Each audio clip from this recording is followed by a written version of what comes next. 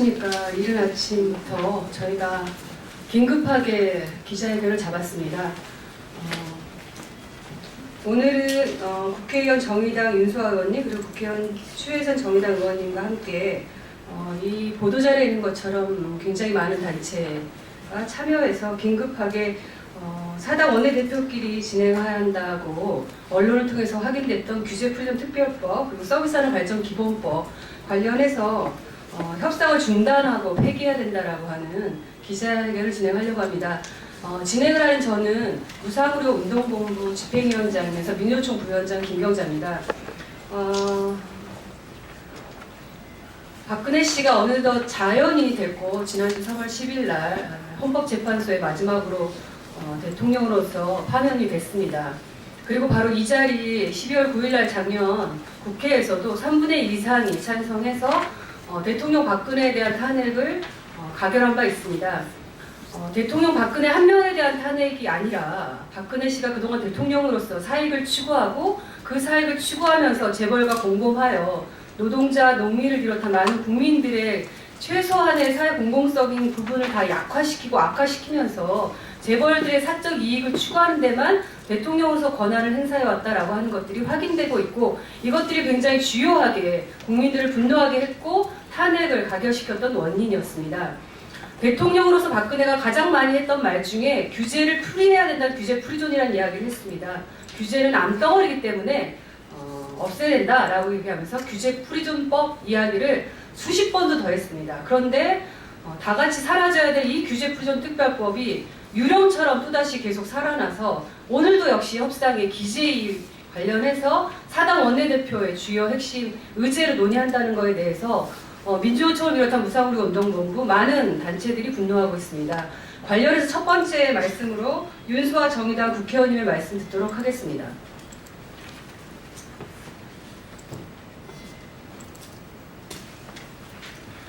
예, 정의당의 윤수아입니다. 박근혜 최순실 국정농단의 한중간에는 추악한 정쟁밀착이 있었다는 것은 이미 국민 여러분들이 잘 알 것입니다. 미르재단 모금이 완료된 다음 날 박 전 대통령은 예산안 시정연설을 하는데 예산과 특별히 관련 없는 서비스산업 발전법, 기본법 등 경제 관련법, 5대 노동 관련법 처리, 한중 FTA 비준 처리를 요구했습니다. K스포츠 재단 때도 마찬가지였습니다.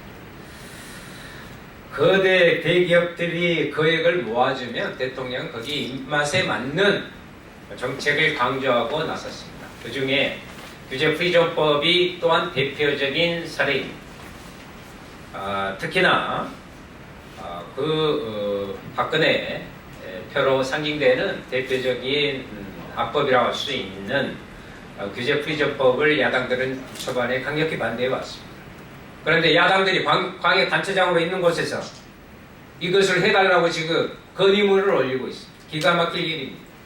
거기에 또 원내 사당 교섭단체의 부분에서 이 부분의 규제 프리존법을 협상 테이블에 올려서 논의하겠다고 하고 있습니다. 이게 어떻게 된 일입니까? 한 예를 들면 이런 겁니다.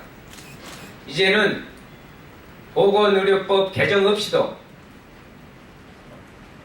실제 광역단체장의 조례나 아니면 특별한 단위 기업에 한해서 또 특혜를 줄 수 있는 극단적인 형태가 규제 프리존법의 폐해 중의 폐해이고, 그런데 이것을 다시 여야가 없애야 할 적폐 중의 적폐 부분을 여야가 다시 테이블 위에 올려서 국회에서 공론화해서 입법을 논한다는 것 자체는 국민의 뜻에 반하고 야당 역시 정신 차려야 될 것이 애시당초 자신들이 주장했던 반대의 부분들을 손바닥 뒤집게 하는 이러한 부분들에 대해서는 국민이 결코 용납하지 않을 것이다. 이 점을 정의당은 분명하게 말씀드리고 싶습니다. 한마디로 박근혜 대통령의 탄핵은 끝이 아니라 시작입니다. 이제 박근혜 표 정책에 대한 탄핵이 이루어져야 할 때입니다. 국정농단의 상징이고 모든 공공영역에 파괴를 가져올 규제 프리존법은 즉각 폐기됨이 마땅합니다. 이상입니다. 네, 말씀 감사합니다. 바로 이어서 진보 네트워크의 정책 활동가인 장혁원 활동가님의 발언 듣도록 하겠습니다. 대선 주자들이 앞다투어서 4차 산업혁명을 이야기를 합니다. 그러나 차기 정부가 만약에 4차 산업혁명을 한다면 그것은 박근혜표 빅데이터 정책과는 달라야 할 것입니다. 규제 프리존법에서 말하는 빅데이터는 국민의 개인정보를 볼모로 잡고 있습니다. 규제 프리존법으로 개인정보보호법, 정보통신망법과 같이 개인정보를 보호하는 법률들을 무력화하고 그래서 자유롭게 개인정보를 거래할 수 있도록 하는 것이 바로 박근혜표 빅데이터였습니다. 이런 방식의 빅데이터는 국민들에게 새로운 산업의 혜택을 가져다 오는 게 아니고 국민들의 정보인권에 재앙이 될 것입니다. 그런데 지금 박근혜 씨가 지난 2013년부터 추진해왔던 규제가 프리한 개인정보에 대한 활용 정책이 규제 프리존법의 이름으로 국회에서 계속하여 끊임없이 그리고 탄핵된 이후로도 지금까지도 논의가 되고 있다는 건 상당히 유감이라고 생각합니다.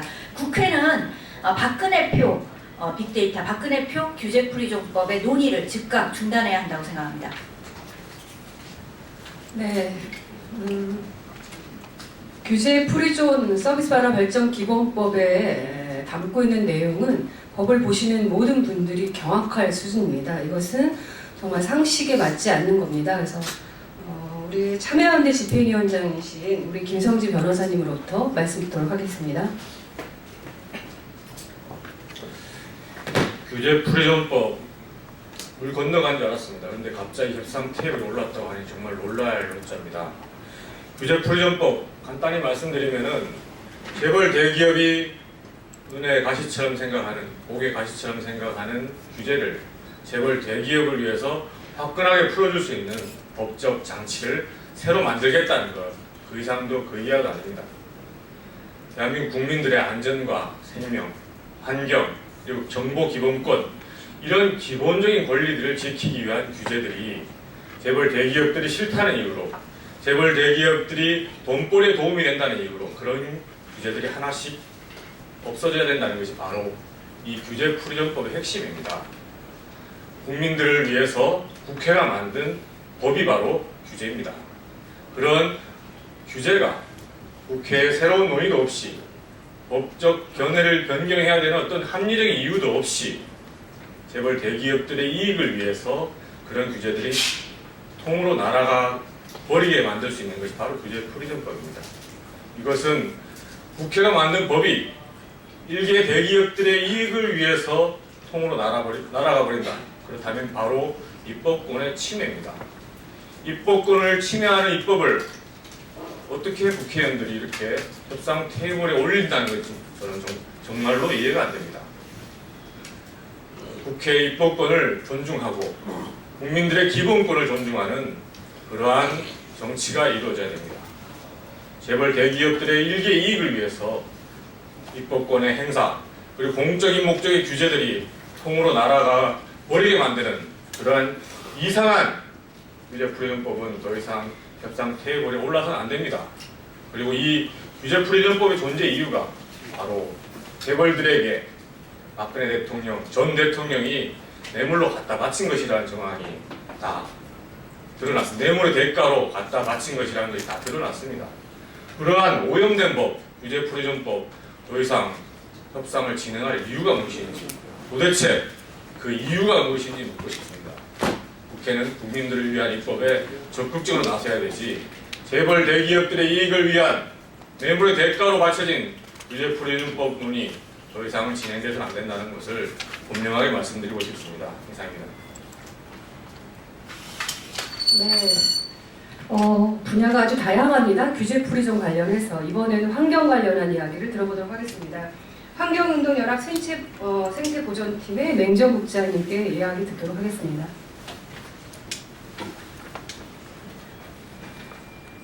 요즘 투자자들의 국제적인 과잉 보호가 문제가 되고 있습니다.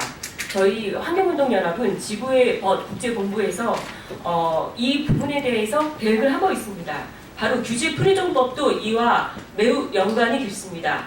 저희가 맺고 있는 한미 무역 FTA 한미무역협정에서도 저희가 2006년도 발의할 때 많은 문제가 되었던 것이 바로 투자자가 정부를 상대로 한 소송을 제기하는 것을 허용하는 것입니다. 하지만 당시에는 공중보건, 환경, 그리고 토지계획, 그리고 소비자 보호 등 공공 목적의 정책에 대해서는 예외를 두고 있다. 그렇지만 단 조건이 있었습니다. 그거는 내국민 대우, 즉 국가에서 규제를 강화하고 있다면 우리 국제 투자자들도 그거를 준수하겠다는 것인데요. 지금 현재 규제 프리저법에 의해서 전면적인 규제 완화, 87가지에 대한 규제 완화가 된다면 저희는 정경련의 이익만이 아니라 전 세계적인 투자자들의 놀이터가 될 것입니다.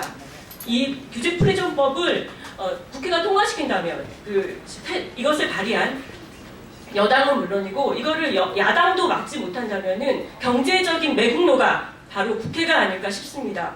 이 법은 반드시 처리되어야 합니다. 감사합니다. 네. 새누리당이 당명을 바꿔서 자유한국당이 됐고 우리나라에 지금 여당이 없습니다. 자유한국당에게도 분명히 말씀드립니다.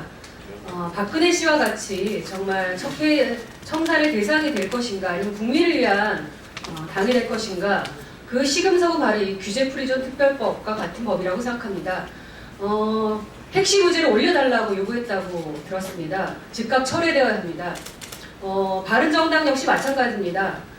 새누리당에서 뛰쳐나왔을 때 뭔가 다르게 국민을 위해서 일하겠다라는 의미로 바른정당을 세웠다고 저희는 알고 있습니다. 그렇다면 자유한국당하고 이전에 새누리당하고 다른 행보를 걸어야 바른정당이 애초에 뛰쳐나와서 새 정당을 만들었던 취지에 부합하는 거 아닙니까? 이렇게 맞게 역할을 해야 된다고 생각합니다. 국민의당에게도 한 말씀 드리고 싶습니다. 작년에 4.13 총선 때 여당 후보는 1명, 야당 후보는 여러 명이었을 때 많은 사람들이 여소야대 상상도 못했습니다.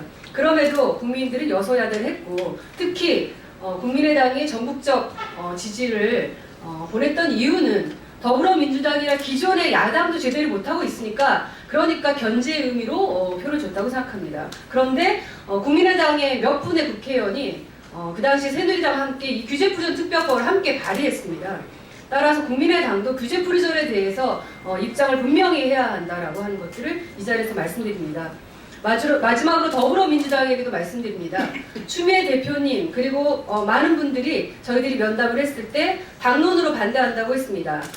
반대 당론이라고 했음에도 불구하고 끊임없이 저희들은 여러 가지로 걱정을 하도록 하는 상황이 보여지고 있습니다. 따라서 당론이라고 분명히 반대한다는 입장을 밝혔던 것만큼 국민들이나 시민사회단체들이 우려하지 않도록 확실하게 역할을 해주실 것을 촉구합니다. 그러면 이상으로 규제프리존 특별법 4당 논의를 규탄하는 기자회견을 마무리하겠습니다. 감사합니다.